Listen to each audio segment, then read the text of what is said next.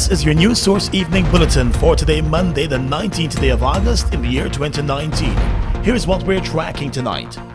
A team of business representatives from the Georgetown Chamber of Commerce and Industry will be heading to the United Kingdom as part of a business exchange that will focus on the oil and gas sector. At a press conference this morning, the British High Commissioner to Guyana, Greg Quinn, said that as first oil approaches for Guyana, forging ties with businesses and companies outside of Guyana will be a plus for the country. One of the things which the Aberdeen-Georgetown relationship is designed for is to allow Aberdeen to say, look, this is where we got it wrong and this is how we got it wrong, so please don't do the same thing that we did. Please don't repeat the mistakes that we made, and consequently here's the things that we did that have worked.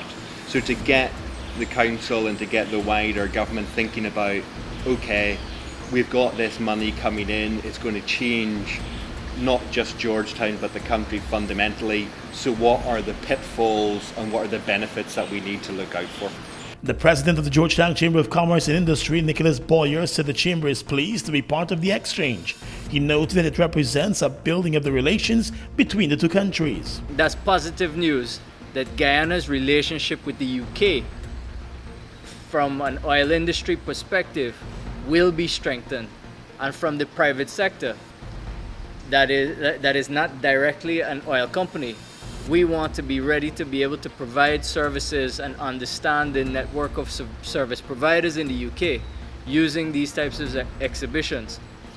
And for that, it's an important step for us to participate.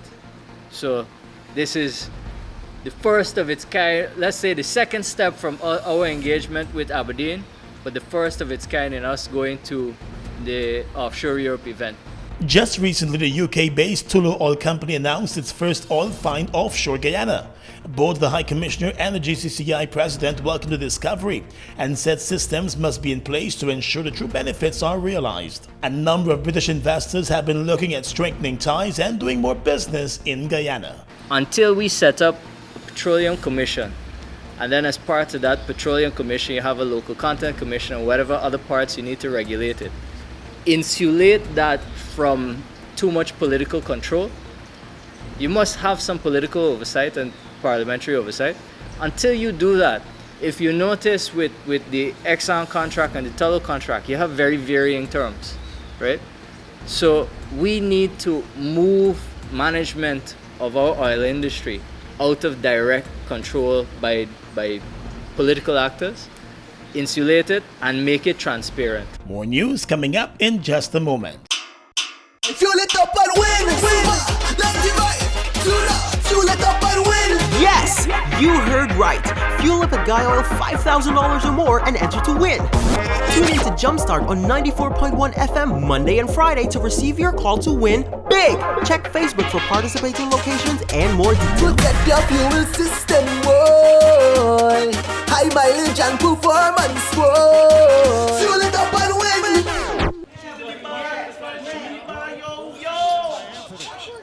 Hello, baby. Yeah. Knocked away from Young Huang. Yo, why you gotta get away from the credit, buddy? I recommend that you from blah blah. Let me watch the game, but it's not you that buy back the credit when it's done. Buy back like what she money from Fab 5. Activate the GTT Fab 5 plan today. For only $5,005, you get free unlimited calls to 4 of your closest family and friends, 5 gigs of data plus 250 text messages, and your Fab 5 friends can call you for free. GTT Fab 5. Wait. So who we putting as we Fab 5? Yes. Securing the best healthcare facility for you and your family is important. At Balmansing Hospital, we take pride in giving you the best healthcare at unbeatable prices.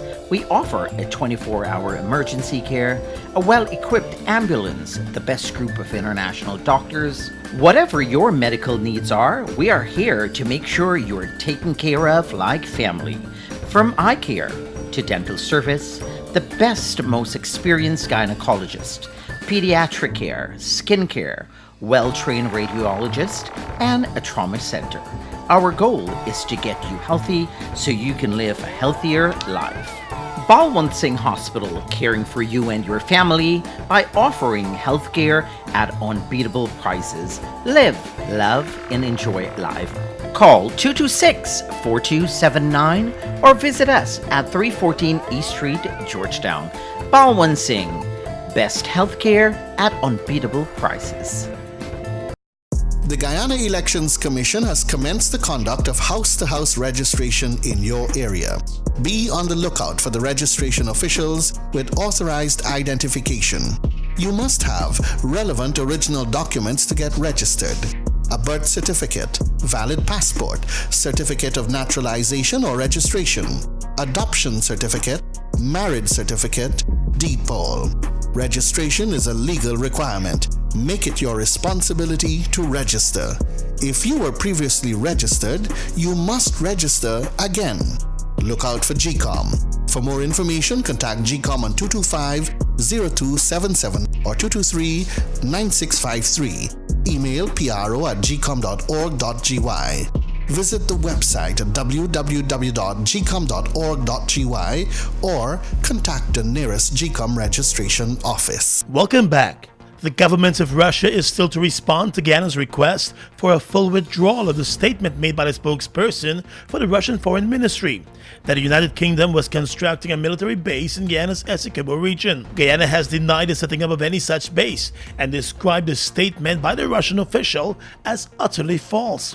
The government of Guyana said it is especially unfortunate that a statement was made given that relations between Guyana and Russia have always been based on mutual respect, trust, and friendship. The government of Guyana said it reaffirms its unequivocal commitment to the purposes and principles of the United Nations Charter, adding that Guyana has always been resolute in its advocacy for several principles of international law, including in particular the sovereign equality of states.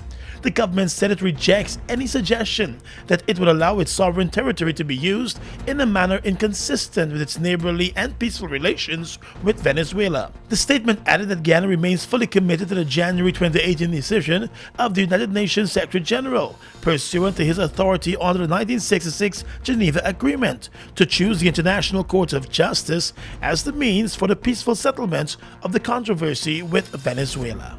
The opposition People's Progressive Party is once again calling on the Guyana Elections Commission to stop the house-to-house registration exercise. Having failed in its effort to get a court to stop the registration exercise, the party is now calling directly on GCOM to bring an end to the ongoing registration program. PPP executive member and former member of Parliament Gil Teixeira, in a letter to the press, described the registration exercise as a wasteful exercise. She said the Elections Commission should instead commence the claims and objections period for elections. The Elections Commission has made no decision on the issue, and the registration has been ongoing across the country. While the opposition has been trying to get citizens not to register, the government has been on a major push in several communities, encouraging citizens, especially youths, to get registered. Last week, the Chief Justice ruled that a house-to-house registration exercise is not illegal, and therefore she threw out the case seeking to stop that registration exercise. The Chief Justice in the same ruling noted that persons who may not be resident in Guyana during the current exercise but who were previously registered ought to remain on the register of registrants. Well, although it may not be represented in the National Assembly, a new and united Guyana political party has indicated that it would support an extension in the date for elections, once elections will be held this year. The General Secretary of the party, Ralph Ramkaran, made a statement last evening in a Facebook post. And we as a political party will support the leader of the opposition, and we will call for an extension of the time to hold elections, even if it's beyond September 8th, once the elections are being held this year. And we believe that the leader of the opposition and the People's Progressive Party would be inclined to support an extension in the National Assembly, even though they have not yet said so officially. Mr. Ramkaran said it is hoped that the Elections Commission discussions could lead to such a position. Under the Constitution of Guyana, following the passage of a no-confidence motion, elections have to be called within 3 months or at the time agreed to by 2/3 of the National Assembly. The People's Progressive Party would have to support that extension to allow a 2/3 majority. The party, through its General Secretary Bara Jagdeo, has said that it will not be supporting any extension in the government's life in office. Let's tell you now that a UK-based Virgin Atlantic airline is eyeing the Guyana market, and once all goes well, the airline could possibly start its service to Guyana in 2020. Minister of Public Infrastructure David Patterson announced last Friday that a top official of the airline has reached out to the government of Guyana. News source understands that no official application has been filed as yet, but the company is serious about the Guyana market. US-based carriers JetBlue and United Airlines have also expressed an interest in the Guyana market, even as American Airlines is set to expand its service to Guyana from December. There is currently no direct airline service between Guyana and any European country. Virgin Atlantic has scheduled flights to Barbados and other Caribbean destinations. With the expanding oil industry in Guyana and first oil coming in next year, the country has seen renewed interest from several international airlines and other investors. While the government of Guyana has announced the opening of applications for full scholarships for law graduates to attend the U Wooding Law School in Trinidad and Tobago. The scholarships are being offered under the Department of Public Services Scholarship Program, which falls under the Ministry of the Presidency. It marks the first time that full government scholarships are being opened for any prospective student of the U Wooding Law School. In a notice in the local papers on Sunday, the Ministry of the Presidency announced that a limited number of the scholarships for the legal education certificate at the U Wooding Law School are being offered for the 2019-2020 academic year. The scholarships are open to both first and second year students. The closing date for applications is the 30th of August. Application forms are available at the Scholarships Division of the Department of Public Service located at Vlasingen Road and Durban Street. Just a few weeks ago, recently appointed Minister of Public Service Tabitha Sarabohali indicated a news source that the government was looking at offering the scholarships for the law program following representation from a number of students and organizations. In the courts, former murder accused 24-year-old Carlton Bourne was back in court again today, but this time to face a number of armed robbery charges. The man appeared before Magistrate Lerone Daly and was slapped with 4 charges of armed robbery and the 5th charge of discharging a loaded firearm. He denied the allegations after the charges were presented to him. The court records point to 4 separate robbery incidents that occurred during the month of July. Bourne was fingered by all of the victims as the robber. He is accused of carting off more than $1 million in cash and valuables from his 4 victims. The magistrate was told that the man is currently before the courts on a number of other robbery charges and also had been charged in the past for a murder. He was acquitted in the murder case. After listening to the facts of the current cases, the magistrate remanded the accused to jail. His case will continue in the coming weeks. Across the region is coming up next. We are legions of men standing strong, but never too proud to stoop and help someone. We must send a clear signal to all. Do right. Walk in upright ways, knowing that's what being a man is all about. And ever aware that things will only get worse when good men do nothing. Stand strong. Be the one to live right. Falls, a trademark of China's Zhanghao Incorporated, located at Land of Canaan, East Bank, Demerara, was incorporated in April of 2013 with over $10 billion Guyana dollars invested in a state-of-the-art 100,000 barrel fuel storage facility, a modern service station, an office complex, and a modern wharf that can berth international vessels.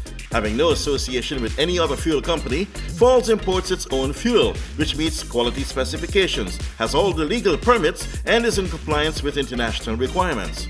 Its bulk facility can load 8 trucks simultaneously at a rate of 1,000 liters per minute, while the service station can service 12 cars at a time using computerized fuel pumps, which can facilitate the use of ATM cards. Through its professional team of mostly Guyanese, Falls wholesales and retails fuels to the public, including farmers and miners, and will continue to positively contribute to Guyana by providing quality products, service, and attractive prices. Try Falls today for all your fuel needs. Summer is just around the corner, and this year we're giving you a Visacation. It's easy. Get your GBTI Visa card and travel to your dream summer destinations or shop all you want online. With Visacation, you get to win prizes when you use your GBTI Visa card between June 1st and August 31st. Don't have a Visa card? Visit your nearest GBTI branch or go to www.gbtibank.com. GBTI, we see Guyana through your eyes. Across the region right now, Argentina's economy minister Nicolas Devaney has resigned amid a financial crisis exacerbated by the president's defeat in a primary poll. The country's peso shed 20% of its value against the US dollar after President Mauricio Macri suffered a resounding loss last Sunday. In a letter to the president, Mr. Devaney said he had given his all. Mr. Macri was beaten in the primary elections by his left-wing rival Alberto Fernandez. Mr. Fernandez's running mate is former President Cristina Fernandez de Kirchner, who presided over an administration remembered for a high degree of protectionism and heavy-handed state intervention in the economy. He won the primary with 47.7% of the votes, with Mr. Macri receiving 32.1%. The Associated Press is reporting that the U.S. has opened up secret communications with Venezuela's Socialist Party boss as members of President Nicolas Maduro's inner circle seek guarantees that they won't face retribution if they see to growing demands to remove him, a senior U.S. administration official has told the Associated Press. Diosdado Cabello, who is considered the most powerful man in Venezuela after Maduro, met last month in Caracas with someone who was in close contact with the Trump administration, said the official. A second meeting is in the works but has not yet taken place. The Associated Press is withholding the intermediary's name and details of the encounter with Cabello out of concern that the person could suffer reprisals. And finally tonight, international news. A Syrian government airstrike aiming to stop a Turkish convoy reaching a rebel hilltop in northern Syria has killed 3 civilians. Another 12 people were injured in the attack in the Idlib province earlier today, the Turkish Defense Ministry said. Idlib, one of the few areas not under government control, was supposed to be protected by a buffer zone agreed with rebel-backing Turkey last year. But government assaults have been on the increase since April. Hundreds of civilians have already been killed as a result, and there are fears many more will die if the situation continues to escalate. And that's your News Source Evening Bulletin for tonight. I'm Gordon Mosley reporting.